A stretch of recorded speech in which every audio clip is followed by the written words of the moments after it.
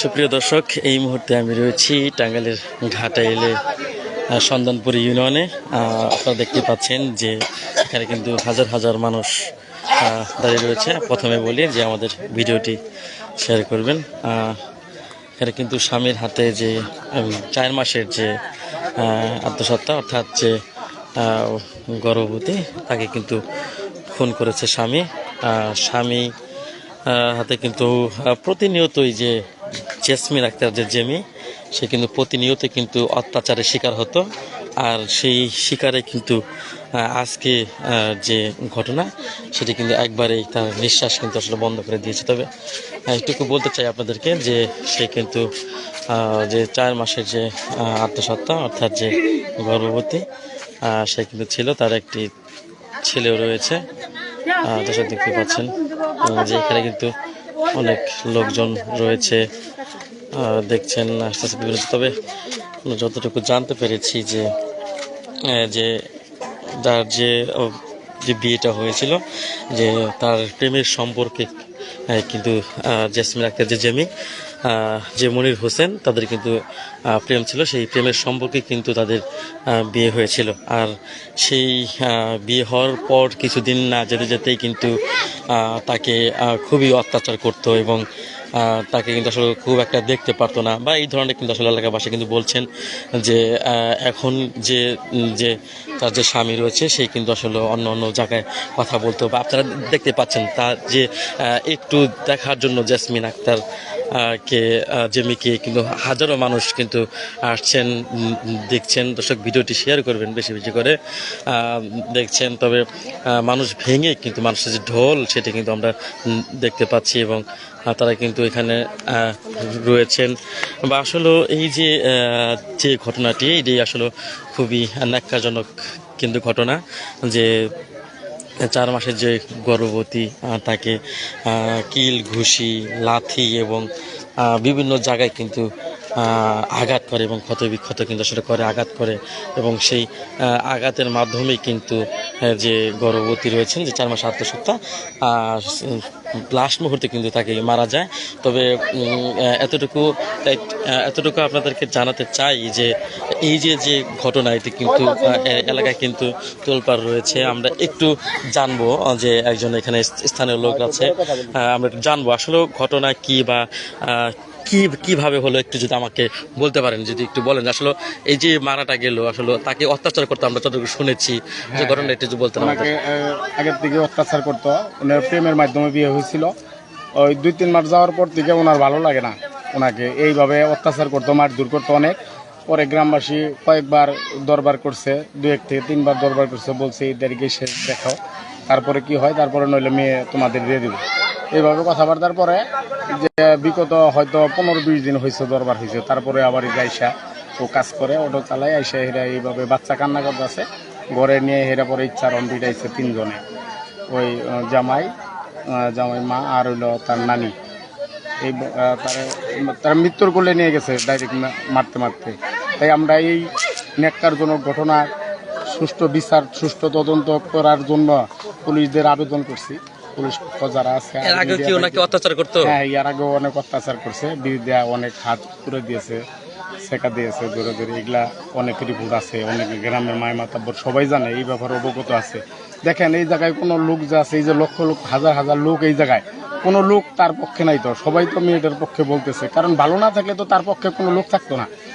ভালোর পক্ষে লোক আছে, তারা সবাই তার সুষ্ঠু বিচার চাইতেছে, তার ফাঁসি চাইতেছে। আমরা ফাঁসি আবেদন করতেছি মাননীয় প্রধানমন্ত্রী সহকারে, যেন এটার মতো অবগত থাকেন। ধন্যবাদ আপনাকে।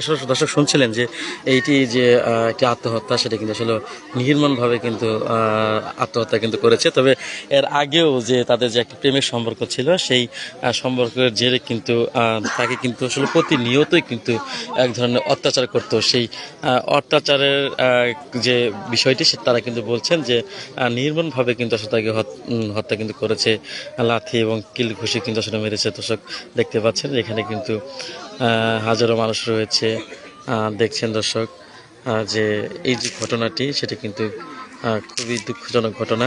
তবে এখানে যারা মানুষজন এসেছেন বা দেখতে আসছেন। তো এর আগেও কিন্তু যেভাবে অত্যাচার করা হয়েছে সেটা কিন্তু যে তার সিগারেট দিয়ে অর্থাৎ সিগারেটের আগুন দিয়ে কিন্তু তার হাতে যে গৃহবধূ তার হাত কিন্তু পুড়ে দিয়েছিল, এরকম কিন্তু আসলে অভিযোগ কিন্তু করছেন। ইতিমধ্যে কিন্তু অনেক মানুষ এসেছেন, দেখছেন। তবে যে যে ছেলেটি, যে মনির হোসেন, আসলে খুবই ন্যাক্কারজনক যে যে ঘটনাটি, এটি একদমই খুবই খারাপ বলছেন এলাকাবাসী। তবে এখানে মানুষ, আমরা পুলিশের সাথে কথা বলেছি, তারা কিন্তু বলছেন যে মা এবং ছেলে সহ কিন্তু আটক হয়েছে। তবে সেই এখন দেখা যাক মামলার যে প্রক্রিয়াধীন সেটি যে কি হবে। তো এতটুকু আমরা জানতে পেরেছি। তবে এখানে অনেক মানুষজন রয়েছে, তবে লাশ কিন্তু এখনো বাড়িতে রয়েছে বা এখানে কিন্তু লোকজন আসছে দেখার জন্য, বা দূর দূরান্ত থেকে কিন্তু লোকজন আসছে। এবং দেখতে পাচ্ছেন এখানে অনেক লোকজন রয়েছে, বিশেষ করে এখানে অনেক মানুষ ভিড় জমেছে।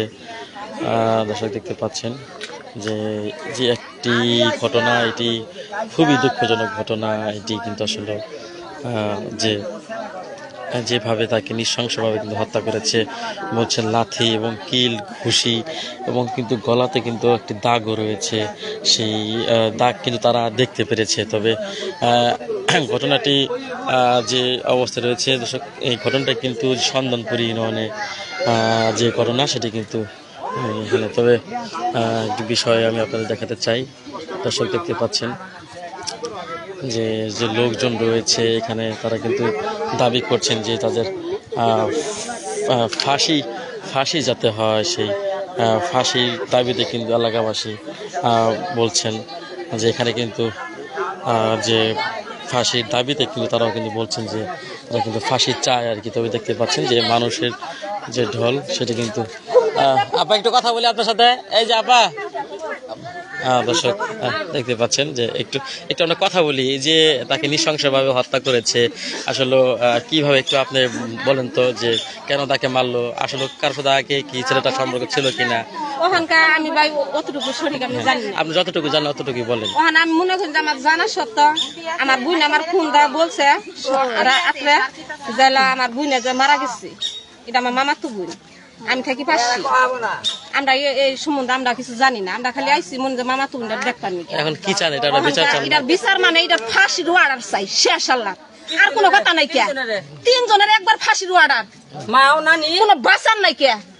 নানি রে আসলে এই যে একটি নানি মালা বেছে গানটা খাবার দেয়, নানি মাগির আগে সিদ্ধান্ত দরকার। আপনার কাছে কইলাম এটা দাবি চাই, ফাঁসি ডাইরেক্ট ফাঁসি হুকুম, তিনজনের সোজা ফাঁসি হুকুম। আমরা কোনো সমাধান চাই না।